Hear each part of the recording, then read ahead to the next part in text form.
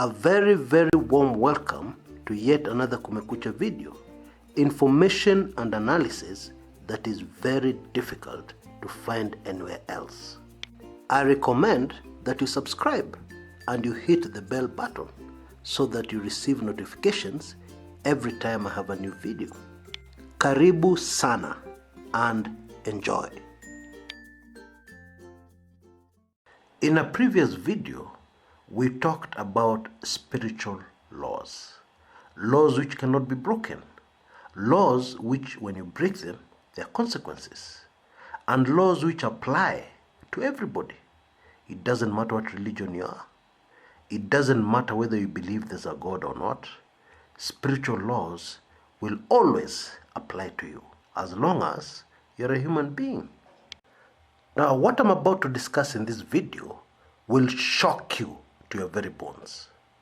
And indeed, I have very major regrets. And my regrets are, I wish I knew this when I was a young boy. Oh, how I wish I knew the consequences of breaking this particular spiritual law. Now, breaking of this spiritual law, as you will clearly see, is the result of so many problems that we have in society today. It is the result of so many problems inside marriages. And by extension, it has other repercussions. Yeah, that's how murderers are created. That is how serial murderers, some of them who even murder children, are created. Yeah, and it all stems from the breakage of this simple spiritual law. So let's get down to it. And where this spiritual law is concerned, I shall focus on only two areas. And that is your wealth and prosperity and your marriage.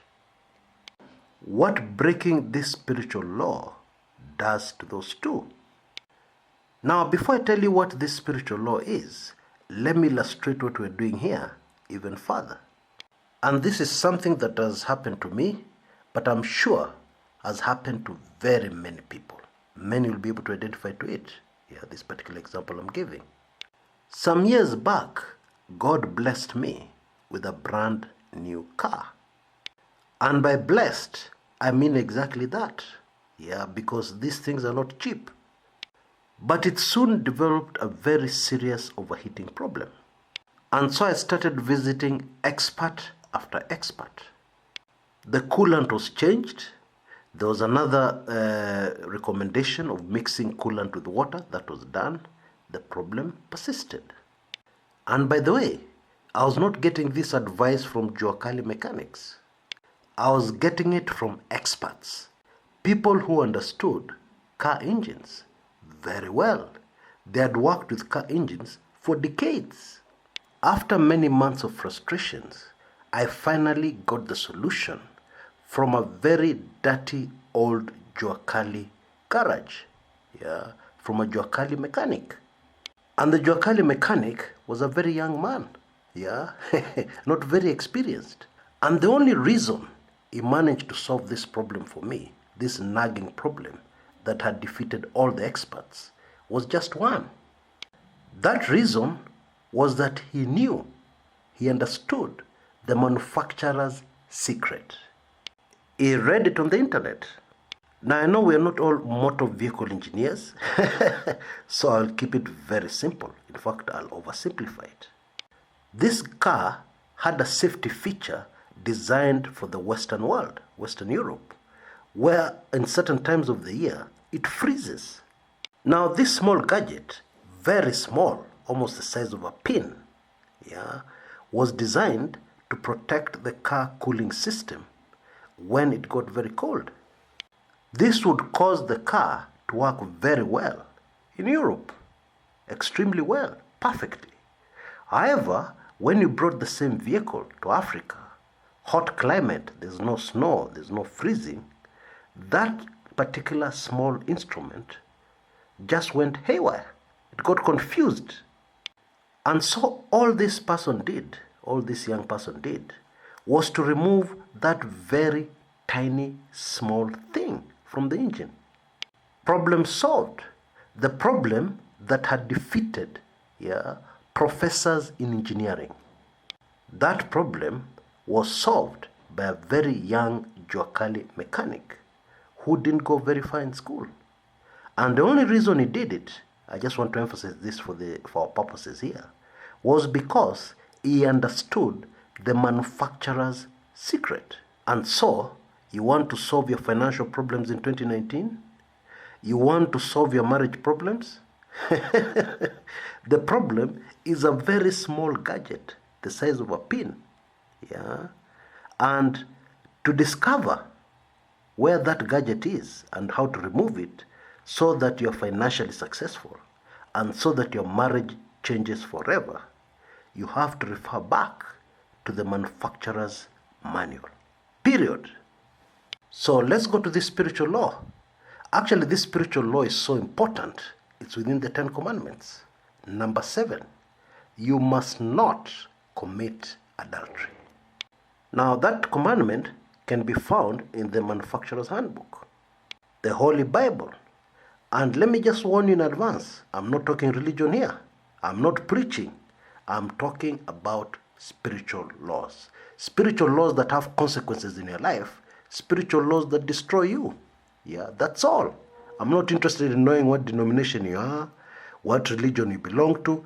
That will not help you, and that will not help me. So, what are the consequences of breaking this spiritual law? Let's go into that, and you're going to be shocked. In the manufacturer's handbook, Numbers 24 and Numbers 25, there's a story of a man called Balaam, a man who was an expert at cursing people. His curses worked.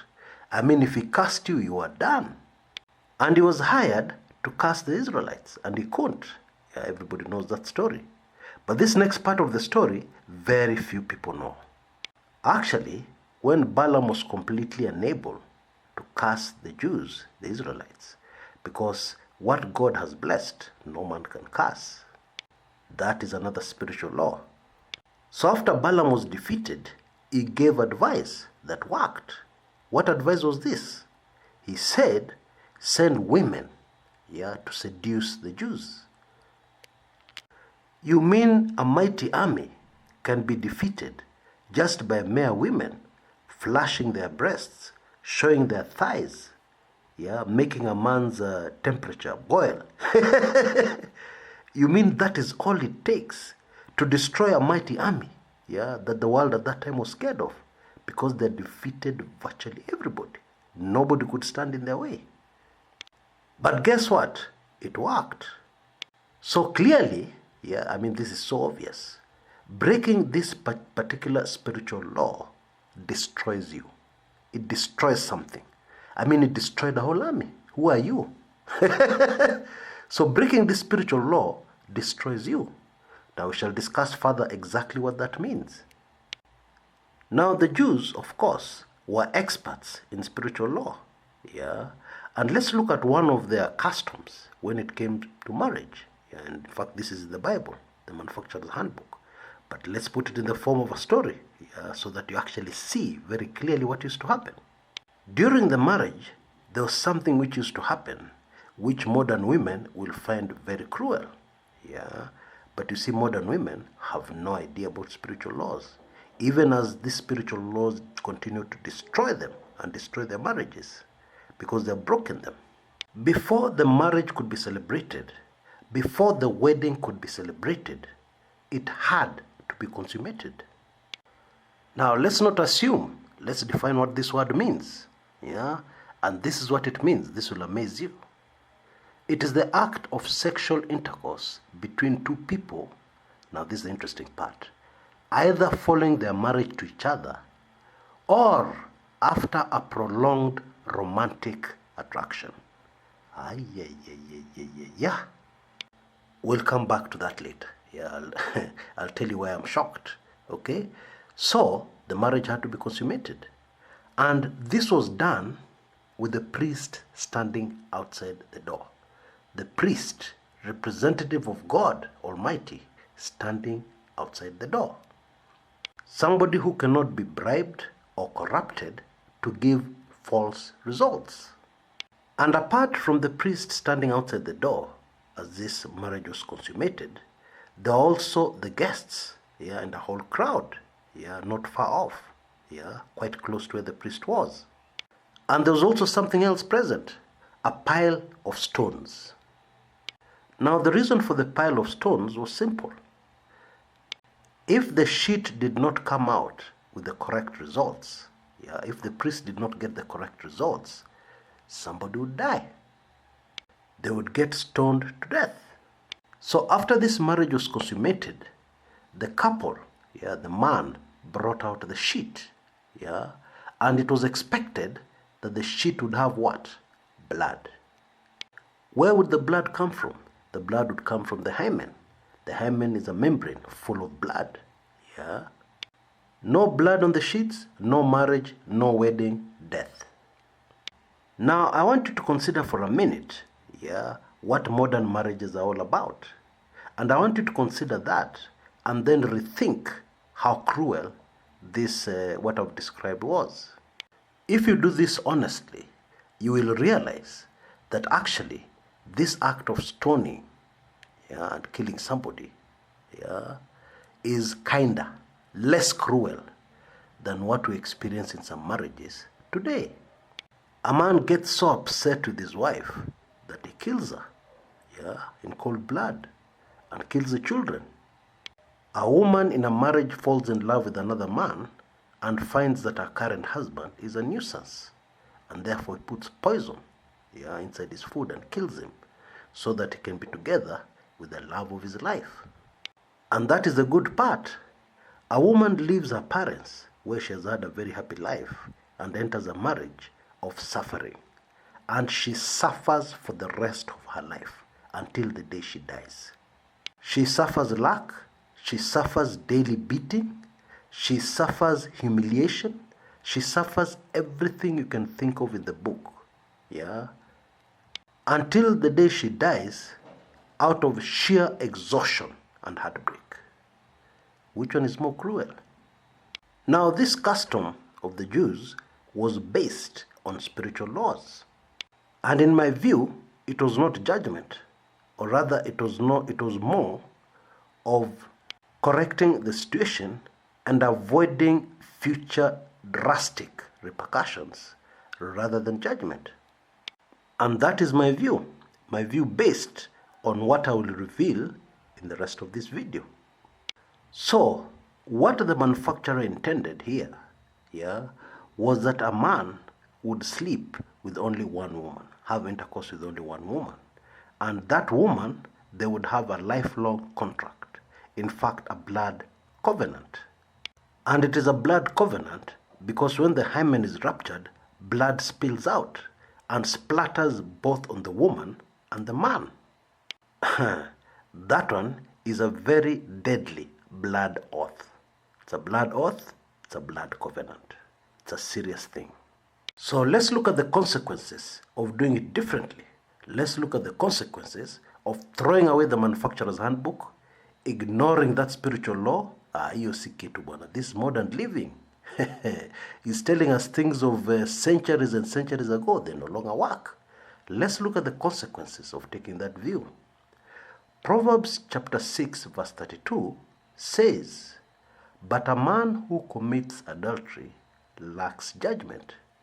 Whoever does so destroys," not the woman, not anybody else, destroys himself. Okay, how so? And I have to warn you, this is very scary. Job chapter 31 verses 11 and 12, King James Version. "For this is an heinous crime, yea, it is an iniquity to be punished by the judges. For it is a fire that consumeth to destruction, and would root out all mine increase." Let's read a simpler version of the Bible. "For lust is a shameful sin, a crime that should be punished. It is a fire that burns all the way to hell. It would wipe out everything I own." What? That is a financial repercussion. a financial consequence of breaking the spiritual law. I mean, this is serious. It touches on your money and my money. And not only does it hinder you from making enough money or even becoming rich, it can wipe out everything that you already own. Meaning that you're a rich man already, it can be wiped out as a result of breaking the spiritual law. That's what those verses say very clearly. Now let's look at our modern life and see if this thing is still relevant. But maybe before I do that, I should talk about the Roman Empire. Now, I'm not an expert in history, but I've heard very many people say, and I've read in very many places without really looking for it. You know, you're just reading and you come across something. I have come across this so many times, whereby it is said the Roman Empire was brought down by immorality. So before I made this video, I went online and researched what it really used to go on in the Roman Empire, and I was shocked. An emperor fell in love with a boy, a young boy. So what did he do? He castrated the boy, and married him. There was another emperor who used to organize for many people, to have sex while he watched, orgies that he could view, so as to get excited, Some used to sleep with their mothers and their sisters. That was normal. I mean, sleeping with your mother, that's disgusting. Going back to the source, so to speak. Gosh. Or your sister, your own blood and flesh. Yet another emperor turned his palace into a brothel to raise funds, to make money. There's a lot of money in sex. And it didn't start yesterday, it seems. So the Roman Empire came down, and I mean the Roman Empire ruled the world. Even when Jesus was born, they were rulers of the world. They were the superpower of the world. This superpower was not brought down because of inferior military tactics or anything else. It was brought down because of immorality. So this thing actually destroys. Now let's come to modern living. I know of at least 5 families, in fact there are more, but 5 come to memory immediately, who were doing very well. They were very prosperous. They were very rich. And then the wife started getting bored. She wanted some excitement in her life. And so she got herself a Ben 10, a young man. And then shortly after that, something happened to their wealth. Something happened to their money. Auctioneers were on the door. All kinds of crazy things happened, and that family was destroyed financially. I know of 5 identical cases where exactly that happened. Now I know some of you will say, Chris, what are you talking about? Even men are immoral. Why aren't you talking about the men being immoral? Well, I don't know everything. All I'm doing is giving you real life examples of what happened in this modern world of ours. Now, in a place called Nyali in Mombasa, very rich people live. And in the Nyali area, there is a very prosperous pawn shop. Not porn as in pornography, but pawn as in pawn your products. That is, or your items that you own. That is, you go into this shop and you give them something of yours that's valuable, and then they give you money. They loan you money. And then they keep that item. And then you get back your item when you pay the money you borrowed from them, plus interest. They're doing very well. It is the only pawn shop in Kenya that I know does well. I'm sure there are others, but I'm talking about the one I know. And for years, I always wondered in my mind, why is this pawn shop in Nyali? Why is it not in a middle-income area? Why is it not in a place like Likoni, near the slums? Because that's where people don't have money. And these areas actually have their own pawn shops, but they're not as prosperous as this pawn shop in Nyali. And in this pawn shop in Nyali, you can even pawn a vehicle, your own car. Well, I finally found out the reason. And the reason is very simple. It is the rich who are most notorious for adultery. They get bored, both men and women. And I'm sure you people out there have examples of where it was the man who caused the problem. I've given you the example I know myself. Pawn shops are a clear indication that somebody is in serious financial problems. Yeah, you've got to believe me on that one. Because there are very many ways of making money. There are very many ways of borrowing money. Yeah. But when somebody is reduced to a pawn shop, they're in trouble. Very serious financial trouble. Usually irreversible. They may remain in those financial problems for a few years. 2, 3, 4 years even. But they're going down. They're on their way down. Yeah. When the slide begins, trust me, it never stops until the person is finished. So what's the big deal about sex? Really, what is it? Well, you need to understand something very important. Yeah. When a person has sex, it's a very spiritual thing. The man deposits his DNA inside the womb of the woman. Yeah. Even if she doesn't get pregnant, the womb is implanted. Yeah. He splatters, he splashes his DNA inside her. Somebody was telling me something very interesting the other day. They told me, Chris, you had a video the other day where you mentioned in passing that as a couple grow older, they look more and more alike. Yeah, they look like a brother and a sister. And you know why? This person told me. Is because all his life he puts DNA inside her.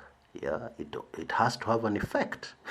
Yeah, that is why the woman will start looking very similar to the man, like his sister, yeah, rather than his wife.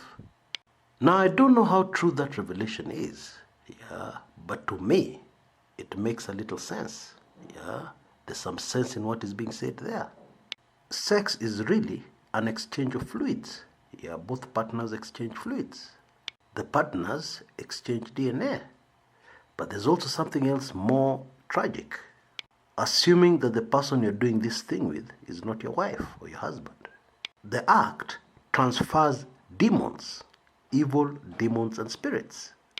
So a wife who is in a prosperous home, yeah, rich husband, rich family, goes and has sex outside the marriage, yeah, and then they get implanted with spirits of poverty. This other man is not rich. Spirits of frustration and all manner of other spirits. And when she comes back to her marriage, at one time or another, she'll have sex with her husband. Yeah. And therefore, that union, yeah, which was pure before and defiled, suddenly has a spirit of poverty operating inside it. So your family in a Filisika, yeah, they go bankrupt. A man has a very nice, beautiful, faithful wife. Yeah, he steps out of the marriage, has sex with another woman. And then when he comes to have sex with his wife, he transfers spirits of immorality, spirits of prostitution, spirits of adultery directly to his wife. And so suddenly, his wife starts getting bored, yeah, especially bored with him and the marriage. And she looks for excitement outside the marriage. Those are those spirits which the husband has brought into the home operating. And spirits and demons are serious, yeah. Whatever objective they were created to do, they will do. If it is immorality, you're going to be so immoral, it's going to shock you. If it is a spirit of prostitution, that woman will be shocked and alarmed. She'll just be sleeping all over the place with every man she can find. And she won't understand what's happening. She'll be ashamed, yes, but she won't understand what's happening. So now, Proverbs 6:32, chapter 6, verse 32, begins to become clearer. Yeah, a man who commits adultery lacks judgment. Yeah, and he destroys himself, destroys his finances, destroys his marriage, destroys his children by extension. Yeah, because when a marriage starts having problems, who are the people who suffer most? Your children, your innocent children. Now, if you want further proof that actually demons are transferred, yeah, you need to know that witch doctors, yeah, sleep, have sex with their clients. There are countless cases, yeah, where women were looking for children and they went to see a witch doctor, and the witch doctor told them, sleep with me and you'll get a child. And the witch doctor transfers demons inside that woman. So it doesn't really matter whether or not she ends up getting a child, that marriage is destroyed because a child is supposed to be born into a stable home. Those things he has transferred inside her will cause havoc in that marriage. But let's look at another situation where people are not married. And in my view, this is the number one cause of problems in marriage. And I hope the ladies listening to me will not get angry at me, but rather they will begin to understand themselves a little better. Because my chief aim here is to help people. I pray that this video will help thousands, hundreds of thousands, millions of people, for the glory of God Almighty. To Him be all the glory. Because I had very serious challenges making this video. I even got physically sick. I'm now starting to feel better as I make this video. That's how serious it was. Anyway, that's a story for another day. A woman has sex before marriage, and this sex makes her feel in cloud nine. She climbs the walls in pleasure, sheer pleasure, and she just can't get enough of this guy. And of course, the man is a player. The man was made to feel like this. So sooner or later, he'll move on. I've heard some people refer to this kind of woman as an alpha widow. Alpha widow. Widow to an alpha male. I guess an alpha is a real man. So of course that ends. Now this woman is in a serious problem, even if she doesn't know it. Because for the rest of her life, she'll always be looking for that alpha experience. It's like cocaine. It's a drug which has been injected in her veins, and for the rest of her life, she'll look for that high at all costs. Men will say about her, "Ay, that woman is a prostitute. Ay, analala na kila mtu." But of course they don't understand what happened or what is happening. She is simply suffering the consequences of breaking a very important spiritual law. Now years later, maybe she does this when she's young. Years later, she meets the one. She meets a very nice man. She loves him. They get married, and everything is good. Maybe they even become spiritual. They become a born-again Christian or something like that. And they're very happy. But a very huge problem is brewing. You see, this woman is still not cured from the cocaine. You know what I mean. She's still looking for that high. So she desperately tries to find that high in her marriage. And chances are very high she will never find it, no matter how good her husband is. Why? Because the circumstances, back then, back in the day, when she had that experience, are different. She was a young romantic. She was a virgin. There was a song back then that she used to like very much, which created the atmosphere perfectly. Maybe they went to a nice restaurant, had some wine, etc., etc. The whole atmosphere and environment, that created that big experience cannot be reenacted. It is not there. Because sex is all on the mind. It's all inside your mind. Very little happens physically. And whatever happens physically is a symptom of what is happening in your mind. And therefore, whatever was inside her mind then is impossible to recreate. In other words, what this woman is trying to do, she's trying to catch smoke. Have you ever tried to catch smoke? You see smoke flowing up. You try and catch it so that you can hold it in your hands. It's impossible. And so the inevitable happens. She loses interest in sex. Now the truth is, men were born to have sex regularly. They're seed carriers. And a seed carrier, why do you create a seed carrier? To spread the seed strictly within the confines of a marriage. Because if you do it outside, we have already seen what the consequences can be. And so, that man stops getting sex from his wife. And the wife creates all kinds of excuses. I have a headache, or I'm not feeling well, etc., etc. And sometimes, when her husband even touches her, she gets violent, and she goes to sleep in the sitting room. Now, if you go and interview that woman and ask her to speak candidly and honestly to you, she'll tell you she doesn't know what's happening. She loves her husband, she'd like to keep her marriage, but she just doesn't know what it is. In another classic case I heard of recently, every time sex is about to happen, the woman falls into a very deep sleep that is impossible to resist. And when they wake up in the morning, it's time to go to work. And so what happens? This man who was created to spread his seed regularly starts missing sex.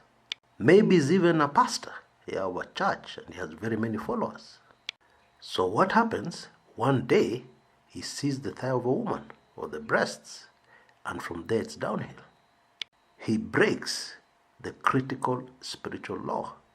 He commits adultery. Now that marriage may have had, in fact that marriage already has problems, but after this act of adultery, what they were experiencing before is nothing compared to what will happen after that. And I think I've made it very clear in this video, you understand. And so, if you're a wife and you want to destroy your marriage, refuse your husband sex or ration sex, no matter how spiritual that man is, he will come down. He will come crashing down. So if you fall into this category, you need to urgently, very urgently address this situation. Even take leave from work, and sit down and sort out this problem. Because if you don't, it's not me. It isn't. And I'm not holier than thou. I've been immoral in my life, very moral. And that's why I started by saying, I wish I knew. I wish I had known. But those are the bare facts. So you'll always hear people with marriage problems. Oh, I have this problem. Oh, this marriage problem. It's because he does this. It's because he does that. Rubbish. It is about sex. Nothing else. And you know exactly how that problem came about. What you'll hear people bringing up in marriage problems are just symptoms. It's not the disease. Today, you have known what the disease is. So what is the solution to this very serious problem? Well, we all know that a very big part, in fact the most important part of getting better is identifying the disease. Once you've identified the disease, you're healed. In fact, in spiritual matters, and this is a very spiritual matter, in very many cases, once somebody has identified their problem, they're already healed. And then, of course, you need to go back to the manufacturer's handbook and find out what you need to do. And the solution, in my view, can be found in the book of Acts, chapter 15, verse 1 to 2. Go and read it. These were the Gentiles being admitted into the very strict environment of Jewish spiritual laws. The solution is there. It may not be possible to solve the problem in one day. This is a very deep problem. In other cases, it may be possible to solve it in a matter of hours. God Almighty is not limited. But if it takes a long time, be patient and be determined, because now you have a huge advantage. You know the truth, and the truth will definitely set you free. Go and prosper beyond your wildest dreams in your life, in your finances, and in your marriage. Until next time, this is Chris Kumekucha.